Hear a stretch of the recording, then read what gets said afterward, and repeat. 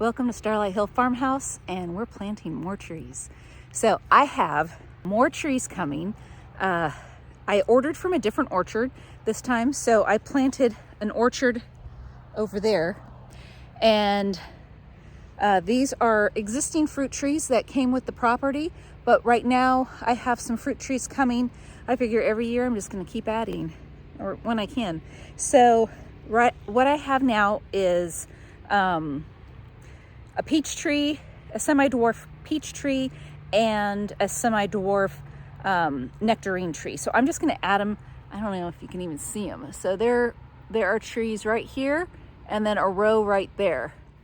Walking to the end of the mini orchard, I'm trying to get the alignment right. I'm looking through the trees here, trying to get the alignment right for my future peach tree and nectarine tree. And right there where that shovel is, I think it will line. I think we're good. I just stuck it in the ground. Now I've moved to the backyard where the future Chickasaw plum tree will be. Initially, I was going to dig a starter hole, but after noticing how nice the soil was, virtually rock-free, I went ham on the hole and dug a 3x3 hole, and then covered it with plastic until the tree arrived, so no soil would be washed away in a rainstorm or anything like that.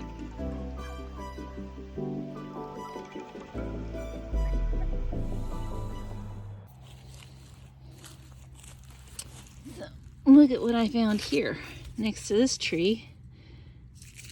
Some black walnut. I wonder where these came from.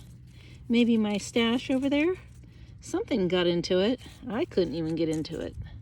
Somebody has a skill that I do not have. But these I'm going to get rid of, but not right now, because I heard of a way to propagate another tree is by taking this and putting it into the ground and covering it. We're going to try it. I may do these as well. We had an incident here, but it has healed nicely. Yes. I'm assuming this is either a peach or a nectarine tree. But I'm going around taking these off of everything. Well, actually, no, we want this one on. That detours. That's my detorrent. And wow, look at how much this has grown since we moved here last year. We have a little damage going on here. This may be from husband, but look at this. This is huge. This is like a good, 3 inches? Oh, you're solid, girl. You're solid. All right, let's go check out this one. Oh my gosh, this one too. I haven't been out here since all winter. Look at this. Look at this. It's massive. It's like a real tree. I don't know which one this is. It kind of looks like a peach as well. Peach, pear. But I do have some more of this tape that I need to put on. I just want to make sure it's... Oh, okay, well, that's not going to work. I need to put more on. Keep all the little critters away. Supposedly it's supposed to scare them. Now it's time to do a little tree maintenance. I need to take the bandages off. This is the area of the tree that had some really bad damage when it came in contact with the tractor. Let me rephrase. When the tractor came in contact with the tree. So I was this had a really big gash, and I wanted to protect it over the winter time and, try to keep some bacteria out. I put a little ointment on there. I bandaged it up just like you would do a wound on our skin if it's, like a nice deep wound. And so here I'm taking it off, just being really careful not to take off any of the new growth.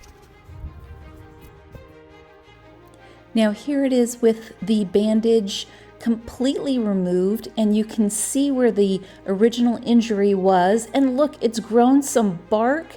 It has completely healed itself almost, and it's doing so good. I'm very happy with it. Over here in the main orchard, one of the things I meant to do, and I did not do it, was to remove these labels, these tags that come on the trees.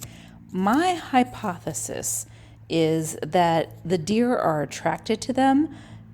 One of many things that they're attracted to, but I think they're kind of almost like a beacon, like, hey, here's a brand new tree over here, and they start flapping in the wind and they're colorful. And the reason why I'm saying that is because sometimes I come out here and I see them chewed off. The little labels are chewed off. And so I meant to take them off earlier and I should have done it. And I'm saying this because my little apple trees here that I planted in the main orchard, there's 10 of them in this row. Some of them don't have limbs, and that's not, normal for a tree not to have a limb. They're just, tall trunks, basically. And so that's my hypothesis. So I'm removing these tree labels from all the trees. Oh, that's one of my favorite pink ladies. And I did get a Honeycrisp also.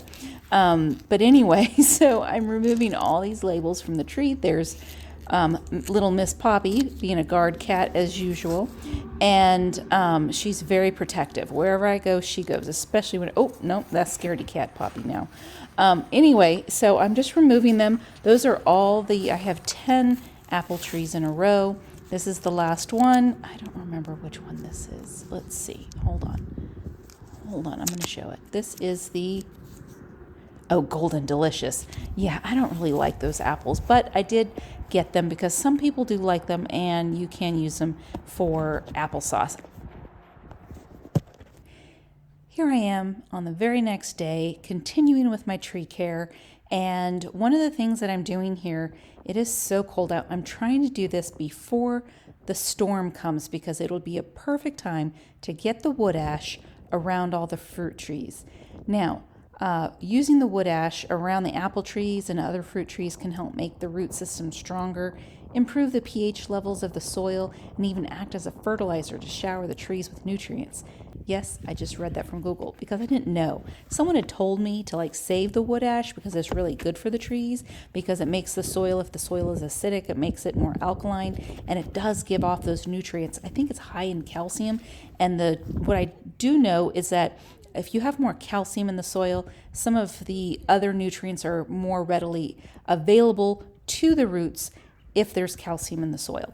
So I put wood ash around all the fruit trees right before we were supposed to get a big shower of rain. So I wanted to get that down before it came so it could just soak it into the ground. So here I am now it's windy outside. I'm trying to keep the wood ash on the shovel from blowing away because it's really, soft and fluffy. And oh, there's Poppy. She needs to go away because I'm sure she thinks that's a really big kitty litter box. But no, she's just really nosy, that's all. She's a guard cat. She wants to know everything that's going on around me. But so I'm finishing around all the trees here. And this is all saved from last year's wood stove. So every time I clean out the wood stove, I just put it in that container, and it was actually full of wood ash. And I have 36 fruit trees. So I had just enough wood ash to place around every single fruit tree that I have.